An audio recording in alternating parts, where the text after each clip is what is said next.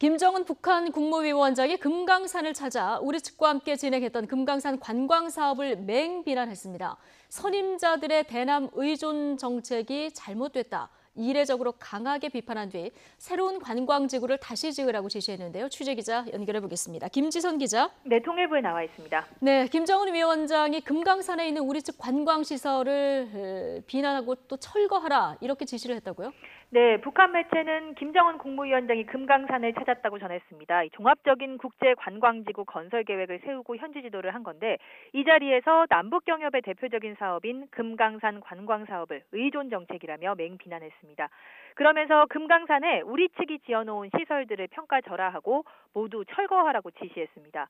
민족성이라는 것을 찾아볼 수 없고 관리가 안 돼 남루하며 또 건설장에 가설 건물을 방불케 해서 자연경관에 손해를 끼친다는 겁니다.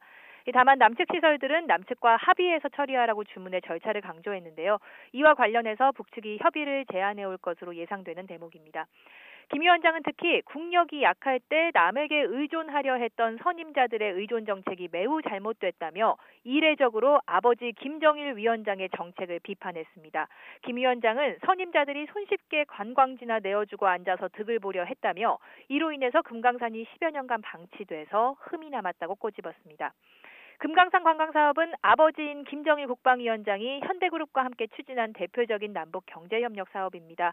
김 위원장이 며칠 전에 김정일 시대의 대표적인 본보기였던 사리원시 협동농장을 깎아내린 데 이어서 또다시 아버지의 업적을 공개 비판한 셈입니다. 네. 지난해 평양선언에서 조건이 마련되면 남과 북이 우선적으로 사업을 정상화하기로 했었는데요. 자, 북한이 독자적인 금강산 관광 사업을 선언했다 이렇게 볼 수도 있겠네요. 네, 그렇습니다. 말씀하신 대로 남과 북의 금강산 사업 재개는 지난해 평양선언 합의 사항입니다. 다만 대북 제재 현실을 반영해서 조건이 갖춰지는 대로 우선 정상화하기로 했고요. 김 위원장은 올해 신년사에서는 조건 없이 재개할 용의가 있다고도 밝히기도 했습니다. 하지만 이번 시찰에서는 남북 관계가 발전하지 않으면 금강산 관광도 하지 못한다는 건 잘못된 인식이라고 지적했습니다. 이어 남측을 내세워서 관광 사업을 하는 게 바람직하지 않다는 데 대해 공통된 인식을 갖는 것이 중요하다고 강조했습니다.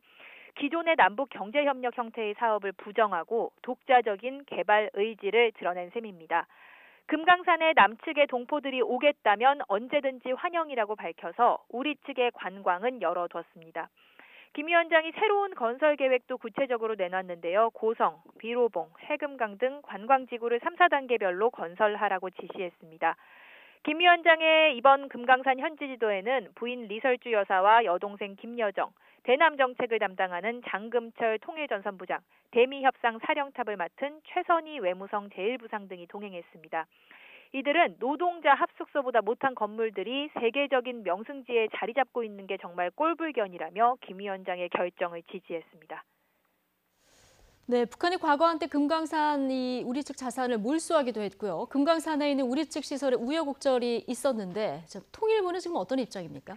네, 통일부는 북한 매체 보도와 관련해서 의도와 사실관계를 파악하고 있다고만 밝혔습니다. 이상민 통일부 대변인은 북측이 이와 관련해서 협의를 요청해 올 경우 우리 국민의 재산권 보호와 남북 합의 정신, 또 금강산 관광 재개 활성화 차원에서 언제든지 응하겠다고 밝혔습니다.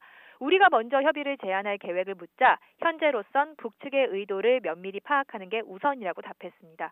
현재 금강산에 있는 우리 측 자산에 대해서는 정부와 공공기관 또 민간 측 투자 자산이 섞여 있는데 북한이 몰수 동결한 것으로 되어 있지만 우리 측은 인정하지 않고 있다고 설명했습니다. 지금까지 통일부에서 YTN 김지선입니다.